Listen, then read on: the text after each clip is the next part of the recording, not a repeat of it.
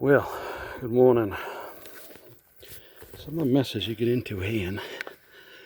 So, the Krone eats a little too much hay. Let's see if that works. So, now I'm reduced to pair pliers. Pulling it out. I've been at it for an hour. Front and rear. Trying to get it out. I'm gaining. But I blew the Krone. Boy, when they plug. And this one did it up in fine style. Not only did it plug the pickup, it pulled it up in front of the bars where they travel up around the outside of the chamber. So that's plugged too. So I've got to get this all pulled out and then try to get up in there and get that other plug out. I'm hoping once I get some of this out of here, it'll feed itself through, but I don't know. This is how you bend the bars on a Krone.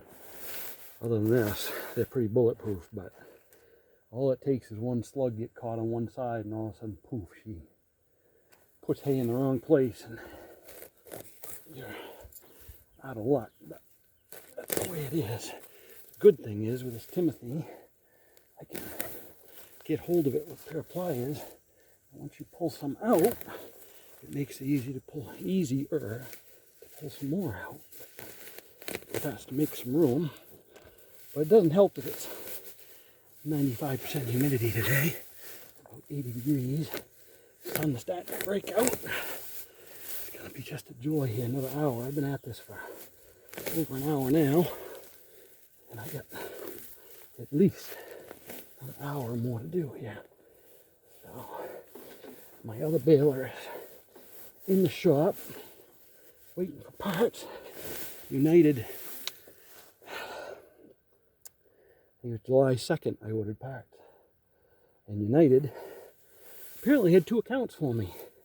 Now why they ordered parts on one account and not the other account, I don't know. But I called a couple times with different things I needed as I dug into it. And they ordered the parts on one account, but not on the other account. So consequently, here we are, the 26th of July, and I'm still waiting. And they say, oh no, they're at the warehouse, it's not a problem getting them. We just have to make sure the order goes through. Well, it took 3 weeks for them to figure out that something was wrong with my account. And then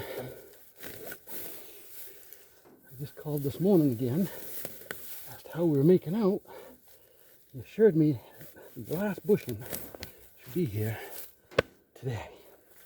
And I can get my 5-foot Krone going, and then this one can go in the shop with some much needed pickup work and straightening of the bars, and let's see what else. We're gonna start replacing the chains on that run the bars, the main chain that the whole belt, they call it a belt system, runs on. The bars that actually go around and roll the bale are, they run with a chain, like a big roller chain.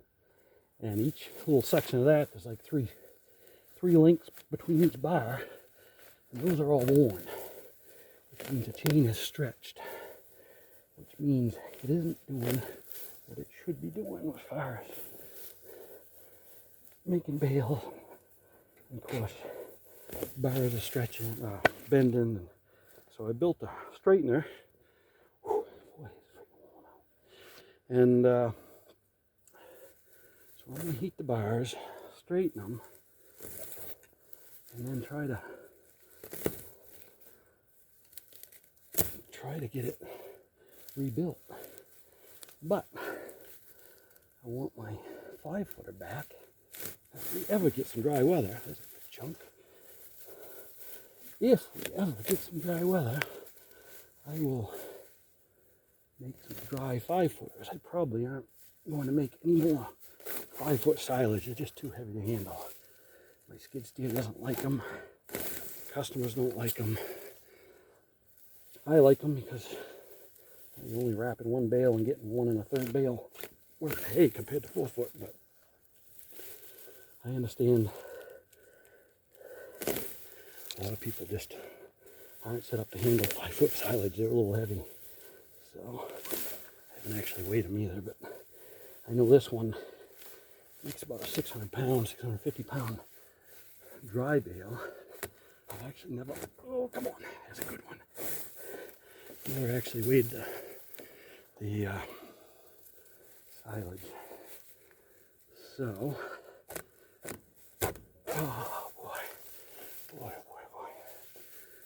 But I get this freed up, we'll get back to work. If it didn't bend the bars too bad, if it did, then I'm gonna haul it home prematurely and heat and straighten some bars. But I don't have much hay down. I had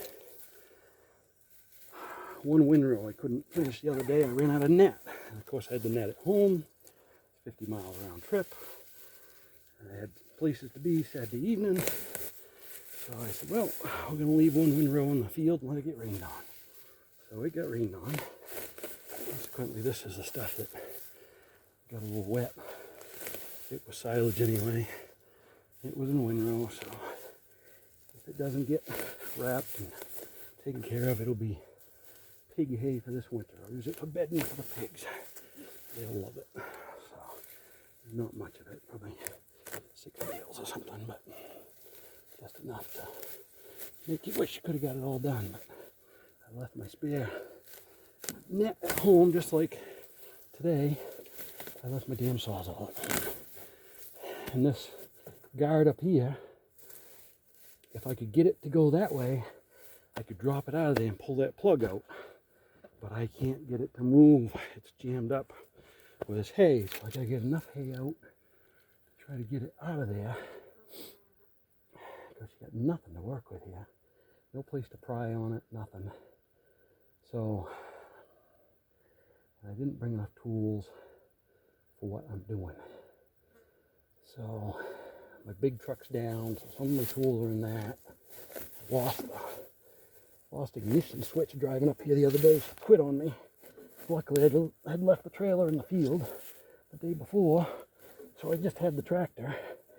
Ended up, a buddy of mine owns garage. Rick Rivard came out, looked at it, and we narrowed it down. We think it's a key switch. And so the key switch went bad. It was cutting out. So I had to have it towed. Pick you up. Yeah, I'm wet.